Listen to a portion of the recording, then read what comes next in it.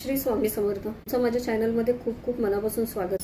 आपण स्वामी भक्त खूप साऱ्या लोकांमध्ये राहत असतो, वावरत असतो, एकमेकांशी खूप साऱ्या गोष्टी बोलत असतो. असंच एक स्वामी भक्त होता. त्या स्वामी भक्ताच्या मनामध्ये एक प्रश्न होता की स्वामीच्या हातामध्ये जी गोटी आहे ती अशुभ आहे का? स्वामी हे परब्रह्म आहेत, त्यांच्या समोर सत्य असत्य शुभ अशुभ असे काही नसते. ते शुभ आणि अशुभाच्या पण पलीकडे. त्यामुळे त्या स्वामी भक्ताच्या मनामध्ये जो प्रश्न आला तो प्रश्न त्याच्या मनातला नव्हता, तो प्रश्न त्याच्या मनामध्ये कोणीतरी भरला होता.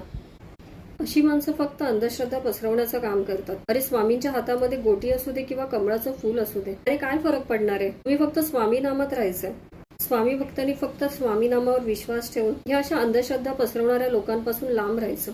प्रत्येक माणूस हा काही ना काही चिंतेत असतोच. माणसाच्या चिंता ह्या कधी न संपणाऱ्या असतात. कधीतरी त्याच्या चिंता इतक्या वाढलेल्या असतात की तो त्याच्या चिंता त्याच्या आजूबाजूला वावरणाऱ्या लोकांजवळ तो बोलून दाखवतो आणि त्याच गोष्टीचा ती लोक फायदा घेतात. स्वामी भक्ताने कधीच अशा लोकांना त्याचा फायदा घ्यायला द्यायचा नाही. स्वामी भक्ताने नेहमी ज्ञानाची संगत धरावी आणि अशा लोकांपासून सावध राहावं.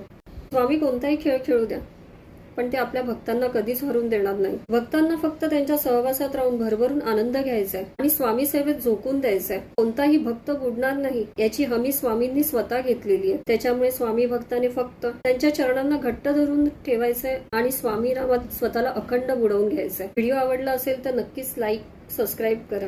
श्री स्वामी समर्थ.